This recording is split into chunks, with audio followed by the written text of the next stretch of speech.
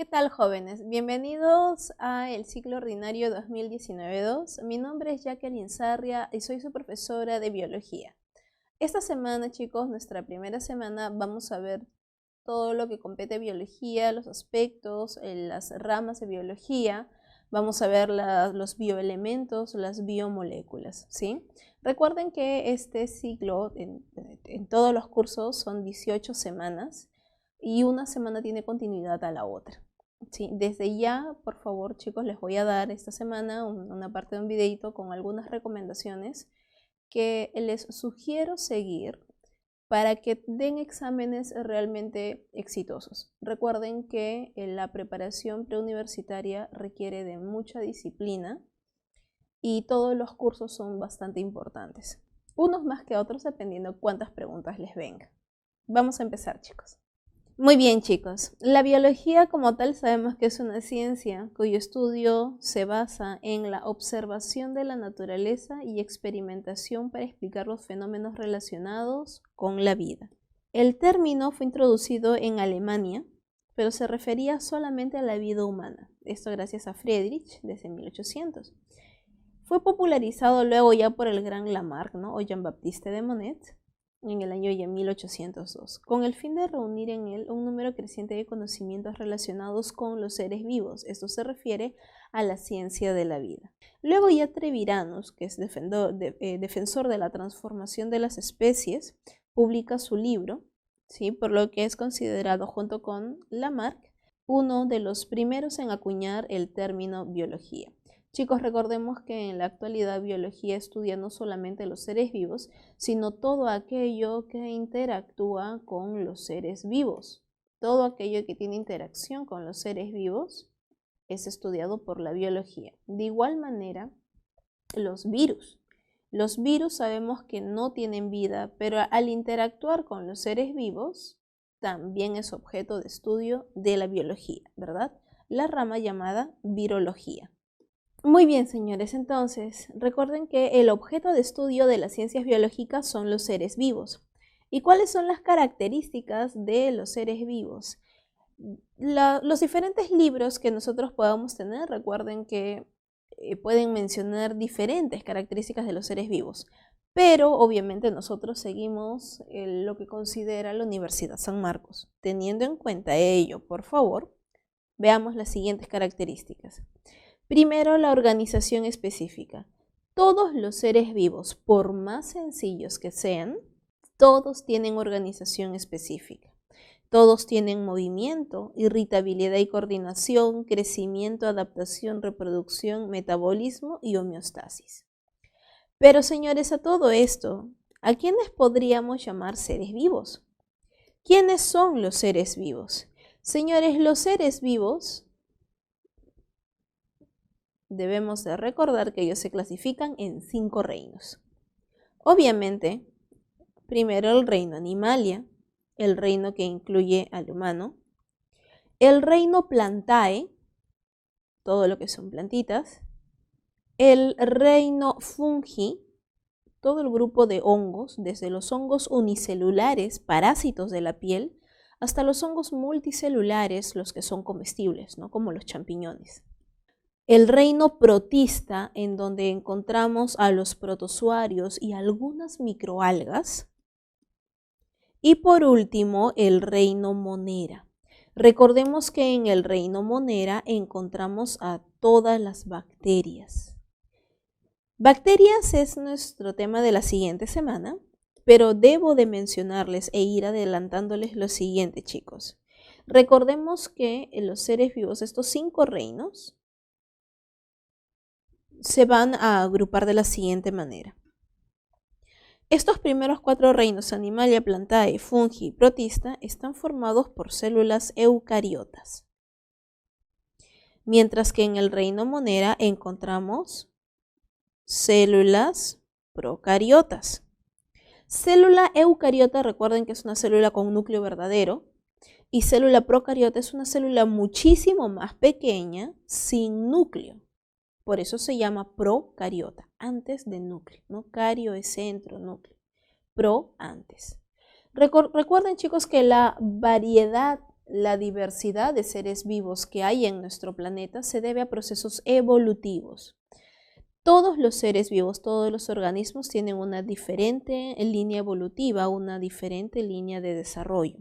Una bacteria no es, digamos, menos evolucionada que un protozoario, ¿no? Como una euglena o una ameba, ¿no? O que un animal. Cada ser vivo ha evolucionado de la manera correcta.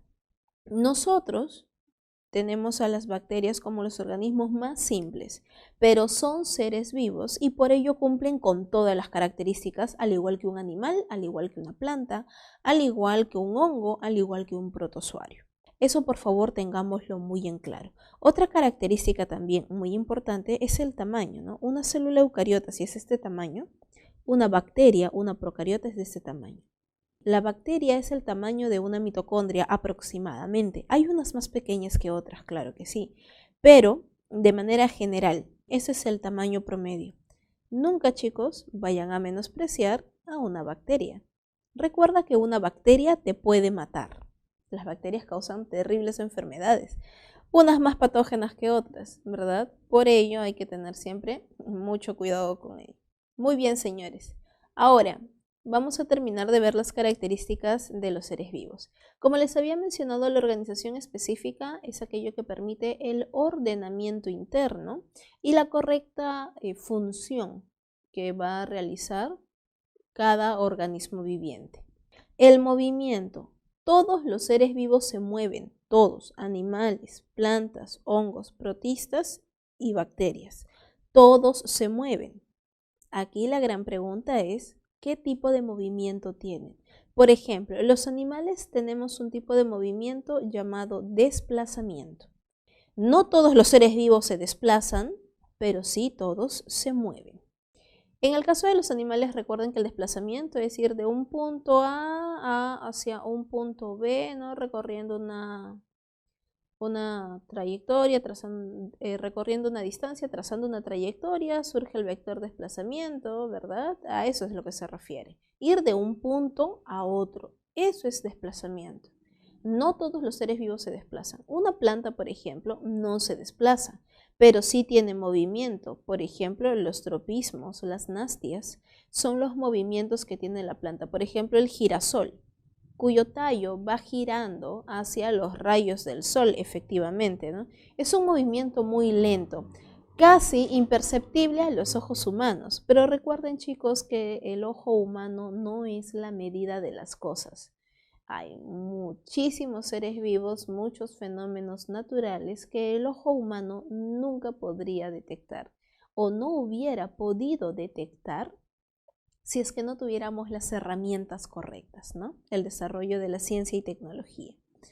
Los hongos de igual manera tienen también movimiento, un movimiento similar al de las plantas. En el caso de hongos y plantas, recuerden, chicos, que los hongos y las plantas por ahí pueden compartir una que otra característica similar, pero no son iguales, ¿sí? Recuerden que hace muchísimos años los hongos estaban dentro del reino Plantae, pero obviamente sabemos que los hongos no son plantas, motivo por el cual forman en la actualidad su propio reino.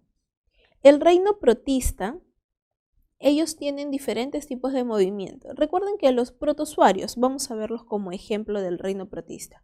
Los protozoarios, por ejemplo, ¿no? La famosísima ameba, ¿no? Que tiene sus pseudópodos, tiene movimientos muy particulares. Tenemos a la ameba, tenemos la euglena, ¿verdad? Tenemos los ciliados. Los protozoarios, si los recuerdan, son los que se encuentran en el agua estancada. También producen graves enfermedades, algunos de ellos. Los protozoarios son organismos unicelulares. Son los más representativos del reino protista y tienen movimientos de tipo locomoción, porque obviamente pueden nadar, tienen flagelos o tienen cilios. Y por último, en el caso del reino monera, las bacterias, chicos, ya las vamos a ver, ellas tienen formas variadas, ¿sí? Ellas pueden tener un flagelo o pueden tener muchos flagelos, tienen también movimientos similares a la locomoción. Con respecto a la irritabilidad y coordinación, esta característica se refiere a lo siguiente, chicos. Irritabilidad, capacidad de sentir. y coordinación, capacidad de responder. Todos los seres vivos sienten y responden, todos, pero de diferente manera.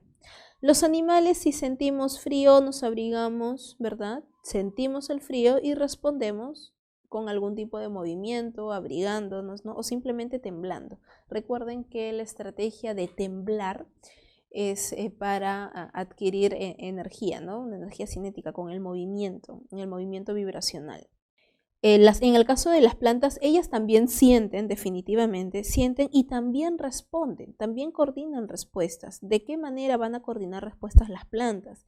Por ejemplo, si tú le arrancas una hoja, una flor o un tallo a una planta, la planta responde. ¿De qué manera? Cuando se le forma una cicatriz, cuando sale un líquido, no una savia del tallo y ésta se seca, forma una cicatriz en el tallo. Esa es la forma en cómo las plantas responden. Ellas responden de diferente manera. De igual manera los hongos, de igual manera los protozoarios también tienen formas de responder. Si yo por aquí vengo y le echo sal, por ejemplo, al agua, al medio en donde está este protozoario, obviamente siente la concentración de la sal. ¿Y qué va a hacer el protozoario? Se va, ¿verdad? Va a empezar a mover sus cilios y va a trasladarse de un lugar a otro. Está coordinando una respuesta. En el caso de las bacterias es lo mismo. Todas tienen la capacidad de sentir y coordinar, ¿sí? Coordinar una respuesta. Irritabilidad y coordinación. En el crecimiento, todos los seres vivos crecen. Ahora, ¿cómo crecen?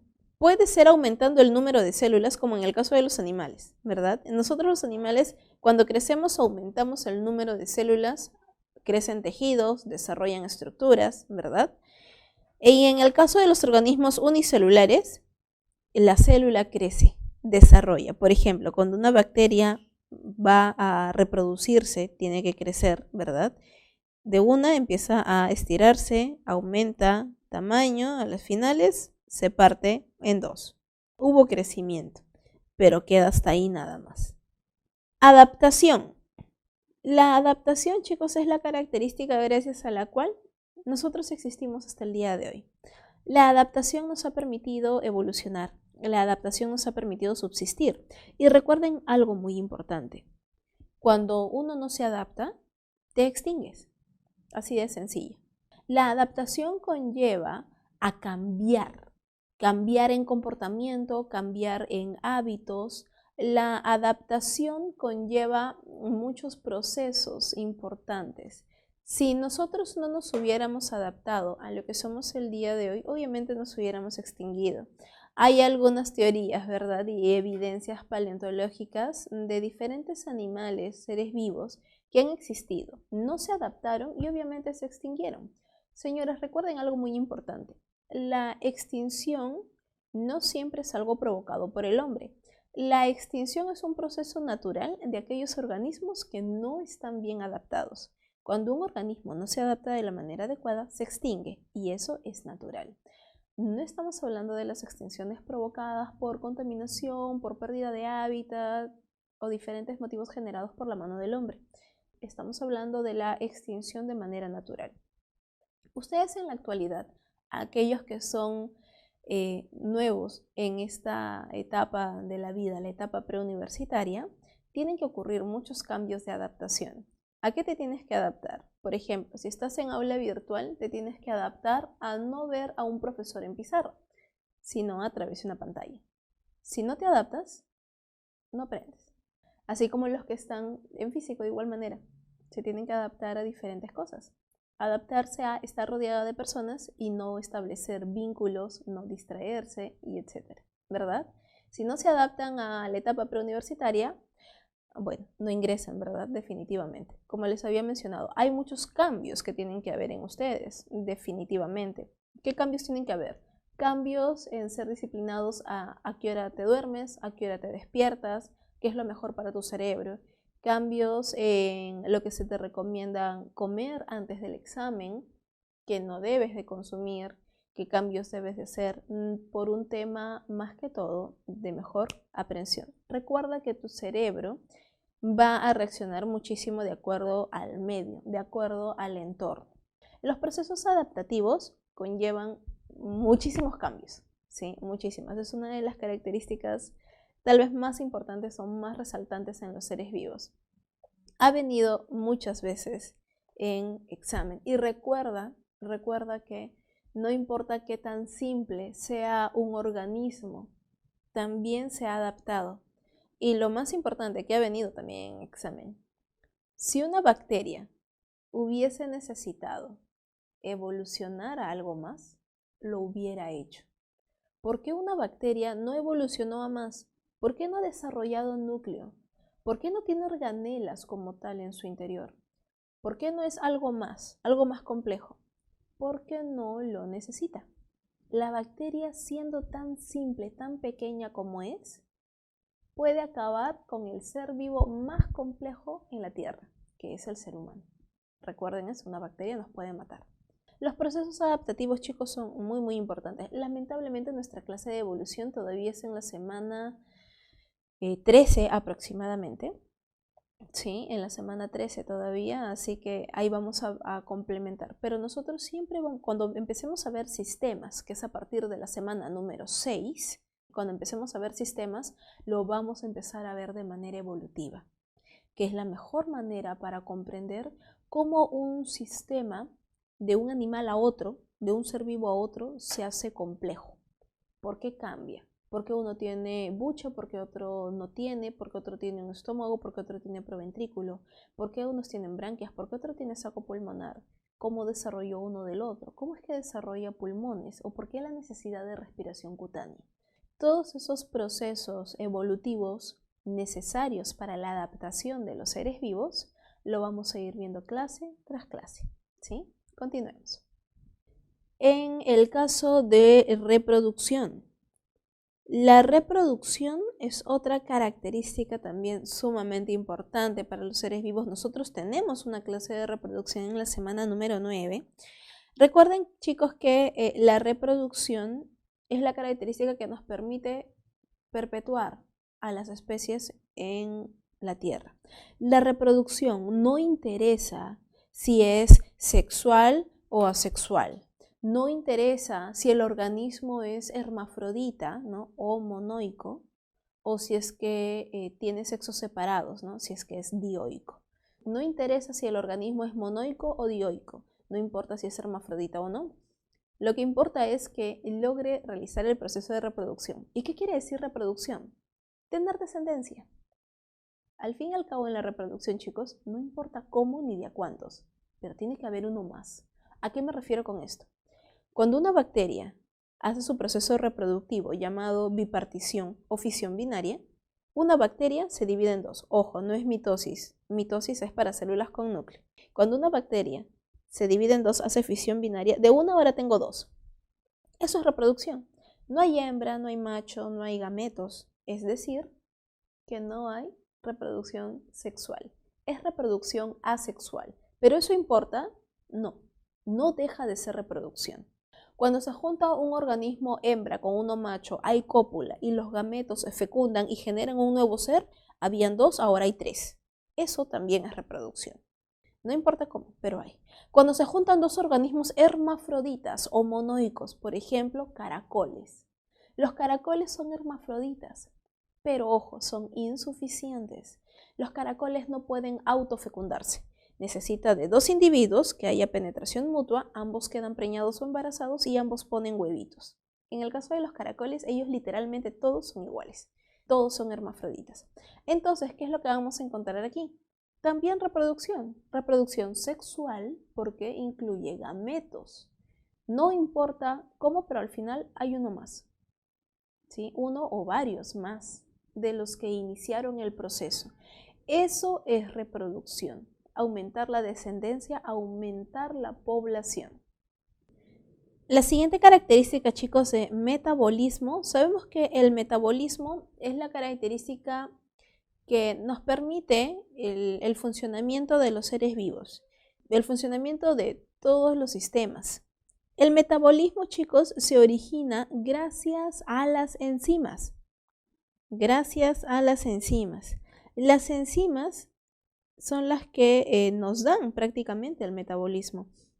Nosotros cuando veamos en la semana ya número 13, como les había mencionado, la clase de evolución, vamos a ver ahí la teoría evolutiva y cómo es que se van formando, ¿no? las primeras enzimas y que es gracias a ellas realmente que se forman demás moléculas y moléculas complejas. El metabolismo, por ejemplo, chicos, el metabolismo lo vemos reflejado en el momento en que nosotros comemos y empezamos a hacer digestión en la boca. Las enzimas que tenemos en la boca logran degradar carbohidratos. El metabolismo, chicos, por ejemplo, lo vemos reflejado en el momento en donde empezamos a digerir carbohidratos en la boca. Las enzimas que tenemos en nuestra saliva, la amilasa salival, también llamada tialina, esta enzima que la vamos a ver, no se preocupen, en la semana número 6 que nos toca digestión, esta enzima, al degradar los enlaces de los almidones, los azúcares que consumimos, hasta obtener maltosa en la boca, ¿sí? Eso sí es que masticamos bien, claro. El hecho de que la enzima está degradando, eso es el metabolismo. El metabolismo implica transformación.